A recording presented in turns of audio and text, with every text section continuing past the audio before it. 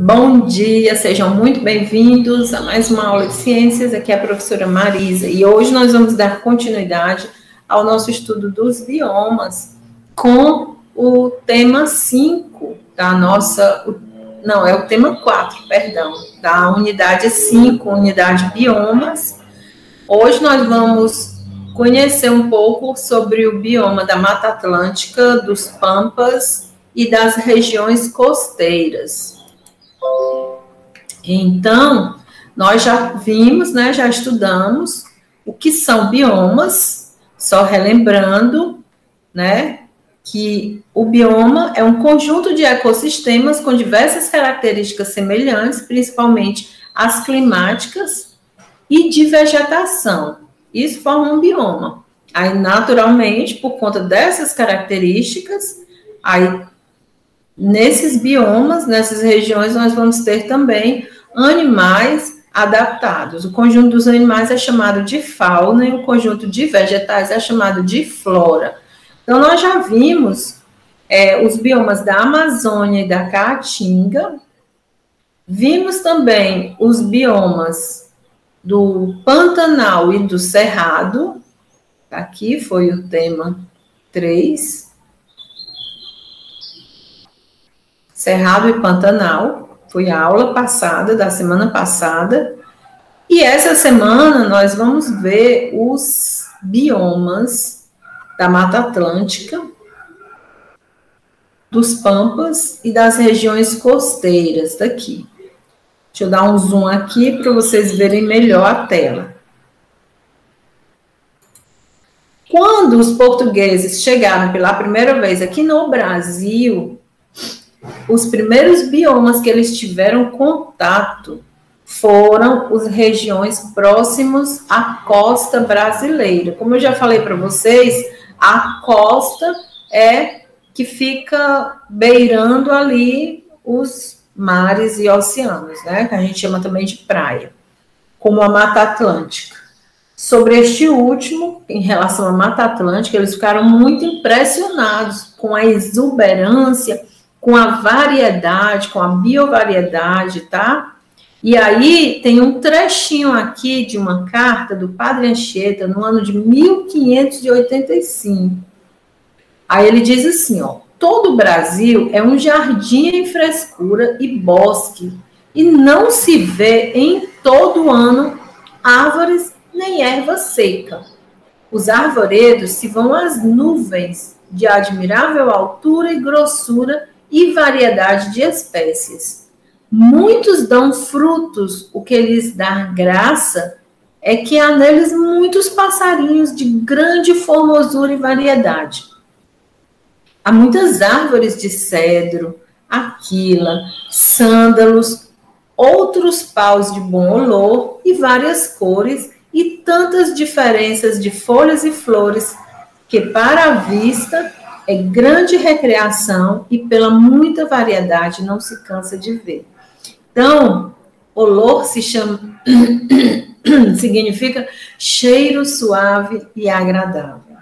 Então, o bioma, com toda essa exuberância que Anchieta descreveu nesse trechinho aqui, é justamente a nossa Mata Atlântica, tá? E hoje nós vamos conhecê-la um pouco mais, além do Pampa e de outros ecossistemas costeiros, tipicamente costeiros, tá?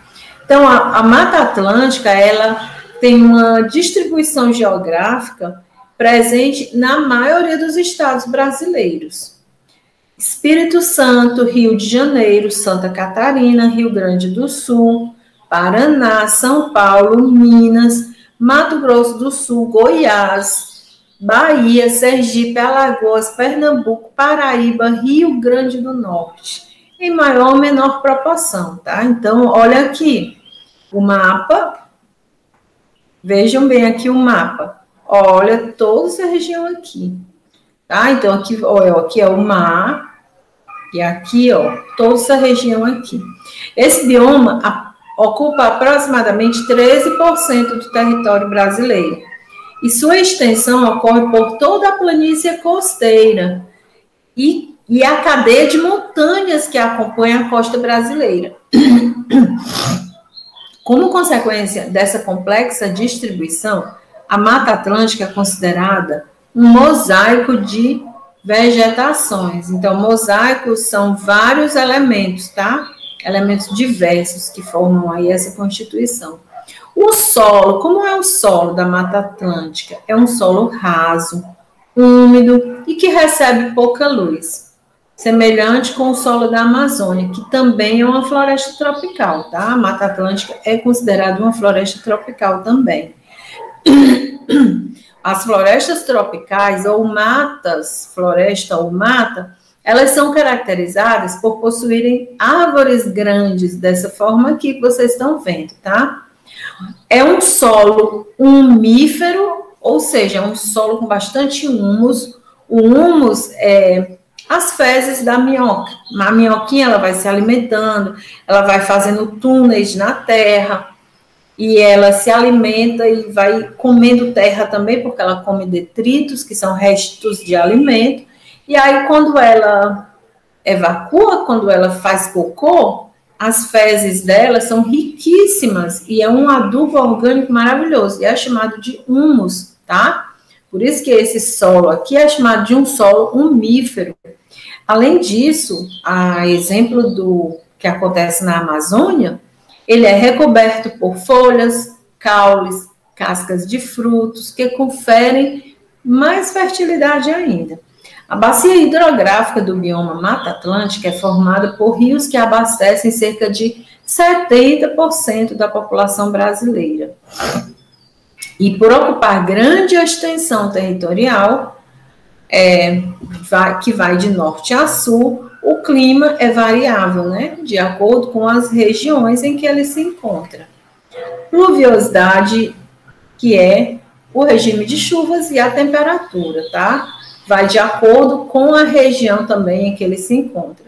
Nas regiões próximas a Caatinga, né, mais para cima, no Nordeste, na nossa região aqui, a região de Caatinga, nós não pegamos o bioma da Mata Atlântica, o nosso bioma é basicamente a Caatinga, mas nos estados que vão chegando próximo à Caatinga, eles têm um índice de pluviosidade menor.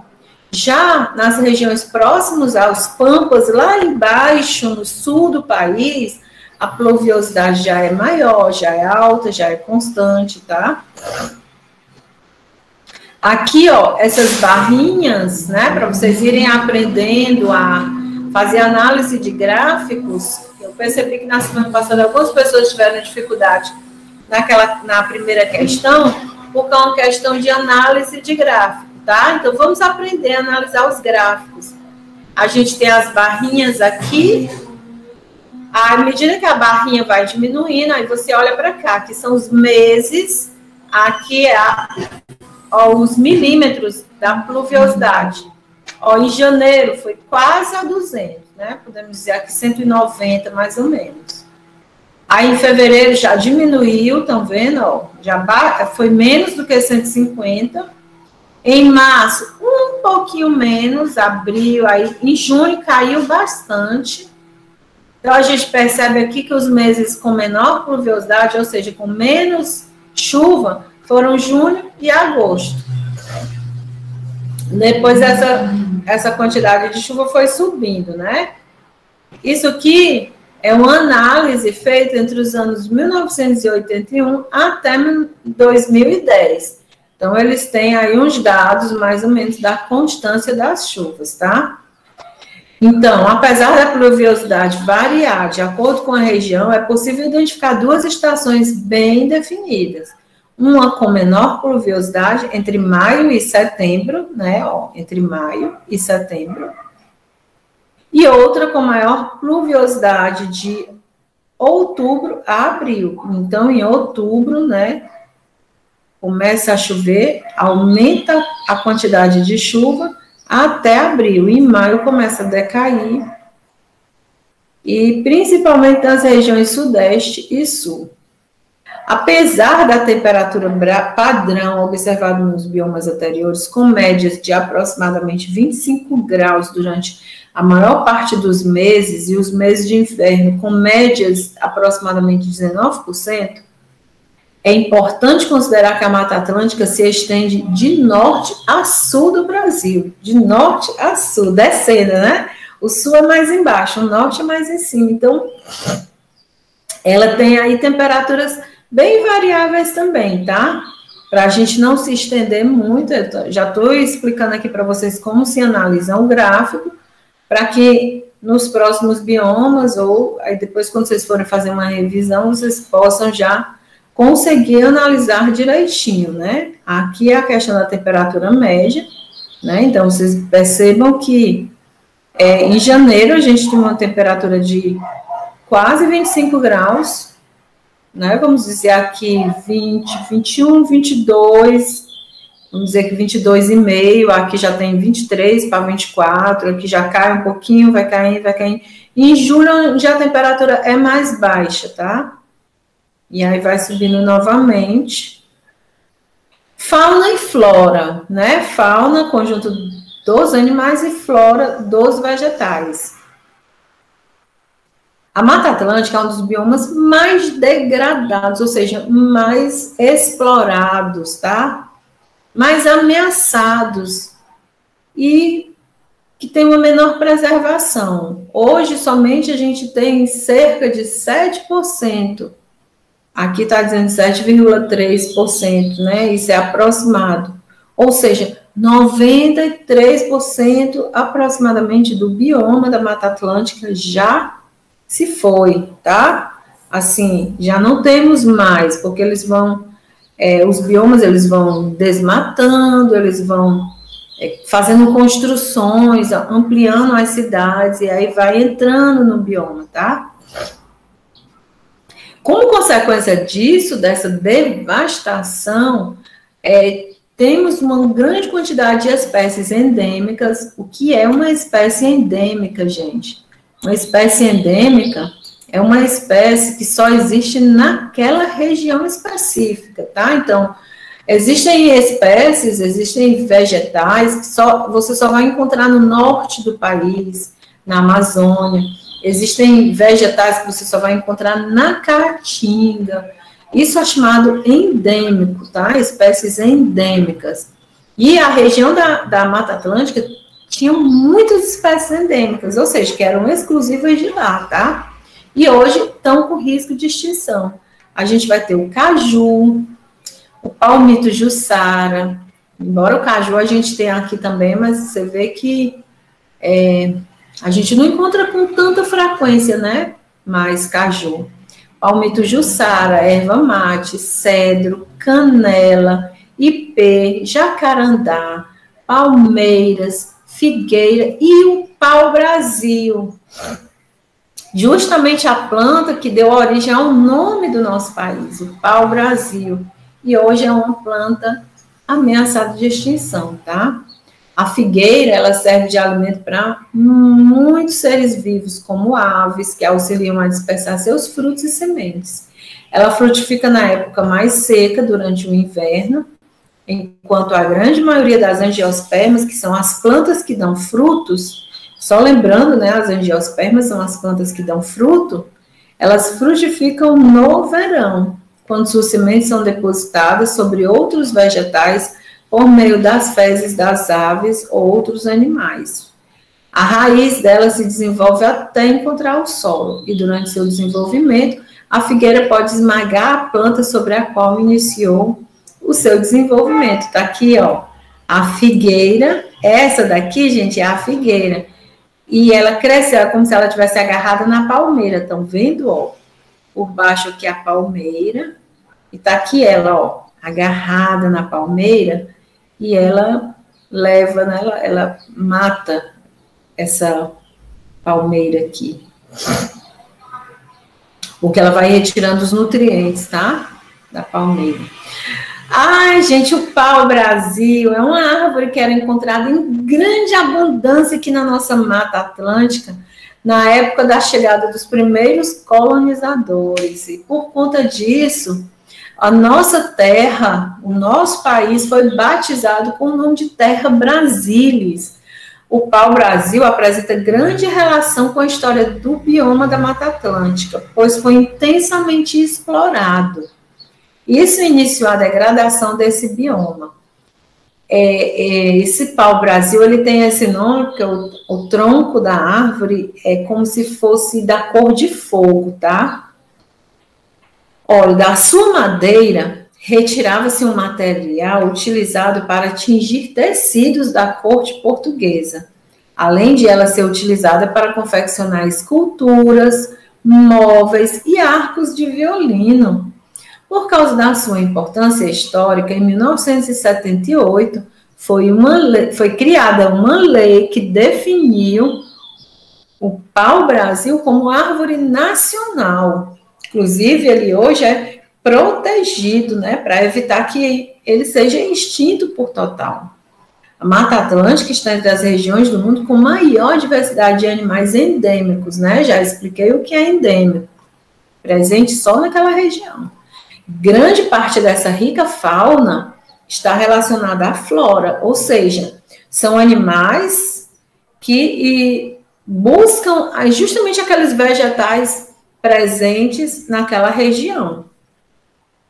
Muitos animais fazem papel de polinizadores, ou seja, transportam o pólen de uma planta para outra, e isso ajuda na manutenção das plantas, tá? Também, muitos são dispersores de frutos e sementes, ou seja, são animais que se alimentam de uma determinada fruta e ele leva para longe, ele joga a semente longe, ou ele engole a semente, quando ele defeca, ele joga a semente na terra, tá? Isso ajuda a semente a se dispersar. Então, nesse bioma são encontradas muitas espécies de vertebrados, né, com destaques para aves e grande quantidade de roedores, ratos, pacas, cotias, capivaras e morcegos. Roedores, olha a paca, como ela parece um ratinho, né, porque ela é da mesma família do rato, tá? A gente tem muitas espécies ameaçadas de extinção, como aqui a gente tem, olha, o mico-leão-dourado, que é uma espécie típica dessa região, é endêmica, só é encontrado lá e está ameaçado de extinção, tá? O pampa. O termo pampa tem origem indígena e significa região plana, onde a gente não vai encontrar muitos acidentes geográficos, e ele está localizado aqui bem ao sul do país, tá? Ele equivale a aproximadamente 2% de todo o território nacional, e é uma região típica daqui do sul, tá? O relevo é plano, com suaves ondulações e colinas. O solo é de composição variada, sendo algumas regiões ricas em argila e outras em areia. Comparado com o solo dos biomas Cerrado e Caatinga, seu teor de nutrientes é elevado. Sua paisagem é composta, na maioria, de uma vegetação rica em gramíneas, que são essas vegetações bem pequenininhas, tá? Que não crescem muito, né? E temos também uma sucessão de planícies e planaltos rumo ao interior do estado, com poucas árvores. Também estão presentes outras formações, como matas ciliares, formações arbustivas. Matas ciliares são essas regiões que ficam perto, assim, de rio, ao redor de rios, tá certo? E arbustos são árvores bem baixinhas, pequenininhas, tá? Os banhados, por exemplo, consistem em regiões onde o solo não escoa água. O solo fica alagado o tempo todo, tá? Formando pequenas lagoas rasas. São regiões de grande importância para a cadeia alimentar local, formada por algas, caramujos, peixes, anfíbios, répteis, aves e mamíferos. O pampa é o segundo bioma mais alterado do Brasil, tendo mais de 64% de sua cobertura vegetal original destruída, principalmente por conta da agricultura. Vejam aqui, ó, banhados do pampa, ó, tudo seco, tá? Em Uruguaiana, em 2016, essa imagem aqui. A pluviosidade é a temperatura desse bioma, né? A pouca variação de chuva, né? Uma região que chove bastante. As temperaturas vão em torno, as menores de 14 graus e as maiores de 20, por estar localizado, né? Uma região de clima frio. Fauna e a flora, né? Muitas espécies de gramíneas, leguminosas.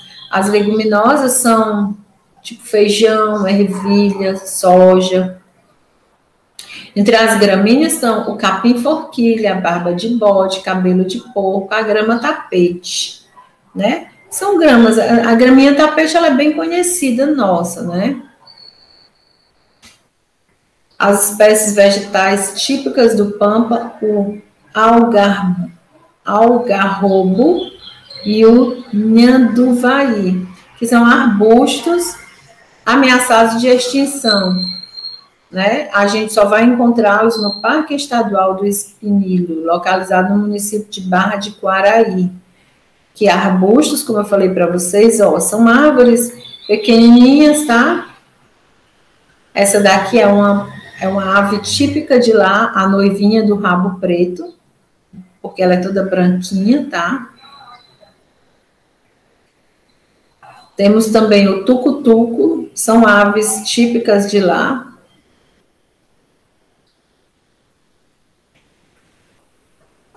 Agora vamos conhecer um pouco dos ecossistemas costeiros, tá? Eles localizam-se ao longo do litoral, como eu falei no início, próximo às praias, próximo aos oceanos, tá? Eles são os manguezais, as restingas e os recifes de corais. Os manguezais, eles são regiões muito importantes, porque eles fazem fronteiras entre rio e mar. Eles fazem o encontro aí de águas de rio e de mar, tá? E estão sujeitos a inundações periódicas, provocadas pela maré alta. O solo dos manguezais é um solo de lama, né? Lamacento, com pouca disponibilidade de gás e oxigênio por causa da grande quantidade de tanto de água como de matéria orgânica em decomposição.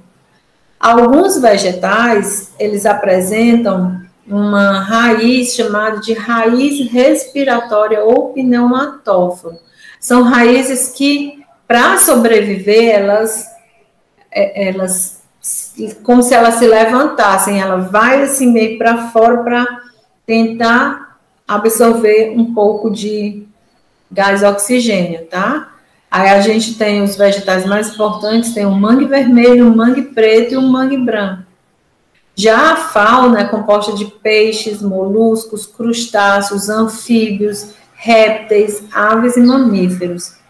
É muito importante esse bioma aqui, né, essa região aqui de mangue, porque é uma região que é conhecida como é um local onde eles vão fazer reprodução, tá? Pronto, ela é conhecida como berçário de muitas espécies, tá? Então, a gente tem camarões, por exemplo, nascem em algum alto mar e migram para o manguezal durante sua fase de crescimento, passando de larvas a jovens para depois voltar ao oceano. A gente vai ter espécies de caranguejos que se enterram no lodo do mangue, em galerias por elas escavadas durante a maré baixa. Na maré alta, algumas espécies sobem nos troncos e raízes das árvores. O caranguejo-sá é um exemplo. Aí a gente tem, por exemplo, alguns peixes que vão fazer sua reprodução no mangue e depois voltam para o mar. Tá? Então, a gente tem peixes como as garoupas, as tainhas, alguns anfíbios, répteis, aves, como as garças, os guarás, o colhereiro, o martim pescador e mamíferos como a mão pelada e a lontra. Aqui, gente, são as raízes chamadas de pneumatóforos, que a gente falou no início, né? Que são raízes respiratórias, ó, como é que elas são, ó. A gente olhando assim de longe, a gente pensa que é o caule da planta, mas não, é a raiz. ela sai para tentar capturar um pouco do oxigênio, tá? E esse é o caranguejo-sá, que é bem típico da região de Mangues. Recifes de corais são formados pela associação de muitos seres vivos, também são regiões de riquíssima biodiversidade, abrigo para muitas espécies de animais, tá? A gente tem pólipos de quinidários, né? Os quinidários, relembrando, a gente já estudou os animais, são animais que mais parecem plantas, né? Mas não são plantas porque não fazem fotossíntese, tá? Então, a gente tem as medusas, que parecem um guarda-chuvazinho, e elas conseguem se locomover. E temos um outro tipo, que são os pólipos, que eles ficam presos, né, a um substrato. E quando eles morrem, eles secretam carbonáceo de cálcio ao redor deles. Essa substância vai calcificando e vai formando como se fosse uma rocha, tá? Então, as formações de recifes de coral são formadas principalmente por esse carbonato de cálcio secretado pelos quinidários, tá? E os recifes de corais são encontrados apenas até profundidades em que há incidência de luz solar favorável às algas. Oríferos, poliquetos, equinodermos, moluscos, crustáceos e 1/3 de todas as espécies de peixes do mundo se abrigam lá nessa região. Então, a importância de grande importância ecológica. Já a restinga é caracterizada por comunidades vegetais que se estabelecem em solos arenosos da região costeira, como em praias e dunas, tá? Aquelas regiões de dunas que é muita areia, né? Ficam ali próximo às praias, tá? A vegetação da restinga é muito diversa, podendo ser encontradas trepadeiras, gramíneas, bromélias, ervas, arbustos e também um pouco de árvores, né? Algumas árvores, que nós já sabemos tudo aqui, né? As gramíneas são plantas bem baixinhas, as bromélias são plantas que crescem sobre outras, as ervas também são plantas de caule fininho, né? Os arbustos são árvores, mas árvores menores, de pequeno porte, e as árvores são as maiores, né, de todas. A distribuição dessas espécies varia de acordo com as características do solo e da distância em relação ao mar. Então, toda a região costeira a gente vai ter região de restinga, tá? Dessa forma, a predominância de vegetação herbácea nas praias, por exemplo, que são regiões mais próximas do mar, e de vegetação arbustiva e arbórea, mais para o interior, mais para dentro, vai se afastando do mar, aí a gente já vai encontrando arbustos, que são pequenas árvores, e algumas árvores maiores, né, de maior porte. A vegetação da restinga desempenha um papel importante na estabilização do solo, visto que minimiza a ação de agentes erosivos como os ventos. O que são agentes erosivos? São agentes que vão arrastar os nutrientes do solo. A chuva faz isso, o vento faz isso, tá? Então, regiões que tem bastante vegetação, que tem gramíneas, são regiões que ficam protegidas, tá? O solo consegue reter um pouco dos seus nutrientes. Também atua na preservação da fauna residente e na migratória. A fauna residente são os animais que vivem mesmo ali naquela região, e a migratória são animais que passam. A fauna é constituída por uma grande variedade de espécies. Aí a gente vai ter tanto de invertebrados como de vertebrados. Vamos ter aves, répteis, tá? Aqui é o calango verde, bem típico dessas regiões. Tudo tranquilo? Tudo bem? Página 166, Bruninho.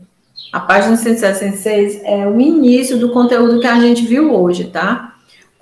conteúdo que a gente viu hoje, ele se inicia na página 166 até a página 175, que vocês já assistiram aqui a aula, já viram a explicação, então tem algumas coisinhas aí, alguma terminologia que vocês não possam entender, eu expliquei, né? Qualquer dúvida, é só me perguntar no privado, tá? Às vezes eu até demoro um pouquinho para responder, mas eu respondo, tá bom? Pois então, pronto. Ficamos por aqui. Muito obrigada pela participação de vocês. Grande abraço e até a próxima aula.